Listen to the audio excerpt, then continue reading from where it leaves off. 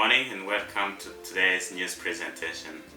In our today's topic, I would like to discuss the trade issue that has been a hot topic between Australia and China over the recent months. The key area of the discussion will be the current tension between both countries, its impact on the economy, what country will suffer most, and the alternative that Australia is considering to strengthen its economy and reduction of any impact on the exports. Australia and China have been trading for decades, with China being the Australian largest trade partner. Both countries concluded the China-Australia Free Trade Agreement in 2015.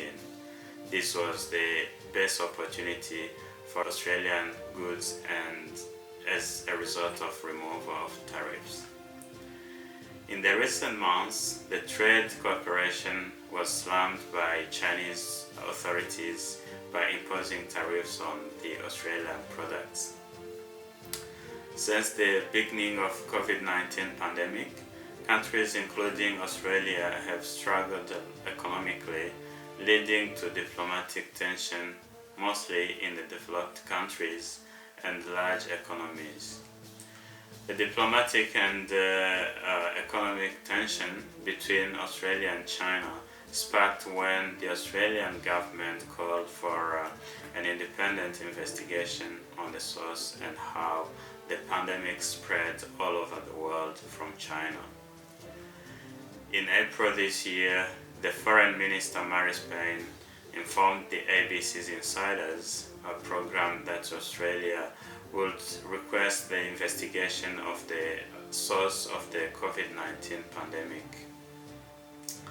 A few days after, the Australian Prime Minister enforced the same topic, suggesting that the World Health Organization does a thorough investigation on COVID-19.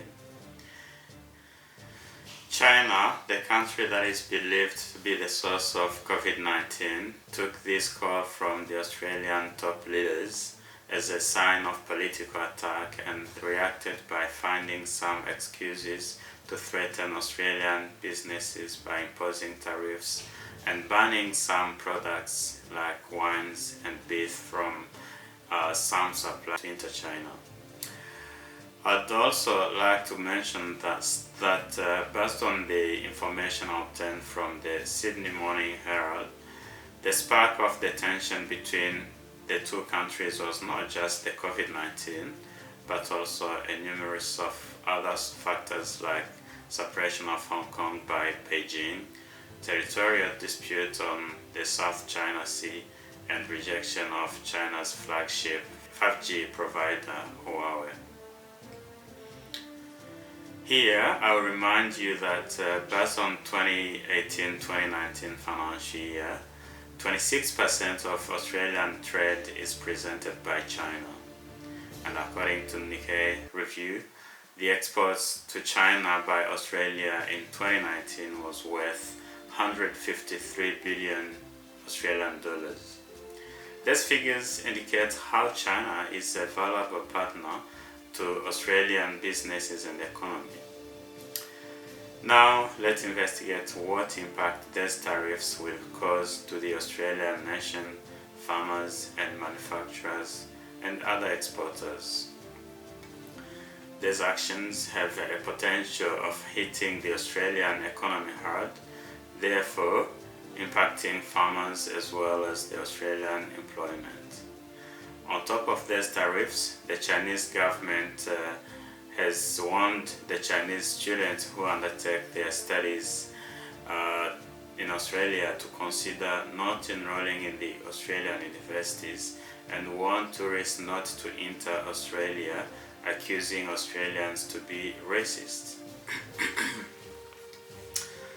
Again, the statistics indicates that the Australian revenue from Chinese international students is around 12 billion Australian dollars.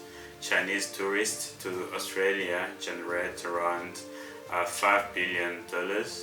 Iron ore and other energy products exported cover 100 $110 billion of the $153 billion.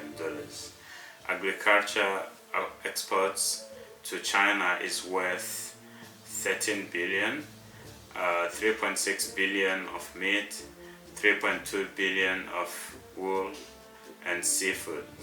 Dairy, cotton and wine represent around 1 billion export to China.